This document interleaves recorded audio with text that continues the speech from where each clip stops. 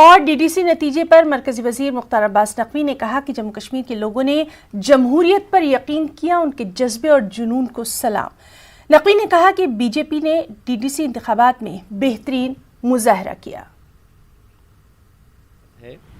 कि आज़ादी के बाद पहली बार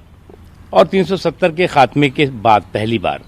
जम्मू कश्मीर में ये लोकतंत्र का पर्व हुआ और जिस जुनून और जज्बे के साथ जम्मू के लोगों ने, कश्मीर के लोगों ने इसमें हिस्सेदारी, भागीदारी की, मैं नतमस्तक होकर के जम्मू कश्मीर के लोगों को सलाम करता हूं, उनके लोकतंत्र के जज्बे और जुनून को सलाम करता हूं।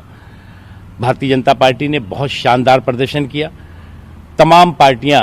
जिसे गुपकार अलायंस या क्या क्या कहा जाता है, चोरी चोरी छुपे छुपे सारी गठबंधन कर डाले थे। पहले कहा हम बहिष्कार करेंगे, अलगाववादियों के साथ जो है वो गलबहियां मिला ली थी।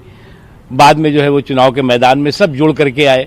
उसके बावजूद भी जो सबसे महत्वपूर्ण इस चुनाव के रिजल्ट को अगर हम देखते हैं तो लोगों का भारत के लोकतंत्र के प्रति जुनून और जज्बा और विश्वास, और साथ ही साथ प्रधानमंत्री नरेंद्र मोदी जी का समावेशी विकास, सर्वस्पर्शी सशक्तिकरण का संदेश,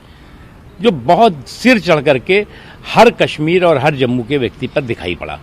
तमाम दुष्प्रचारों के बावजूद, तमाम भ्रम फैलाने के बावजूद, तमाम तरह के जो गुमराह करने वाला ये गुपकार गैंग था, उसके बावजूद लोगों ने जो है, लोगों के जुनून और जज्बे में न कमी आई, और जिसका नतीजा है कि आपने देखा इतनी बड़ी तादाद में लोगों ने जो है वो अपने मताधिकार का इस्तेमाल किया, और जो रिजल्ट आया वो भारतीय जनता पार्टी के लिए बहुत ही शानदार प्रदर्शन का प्रतीक।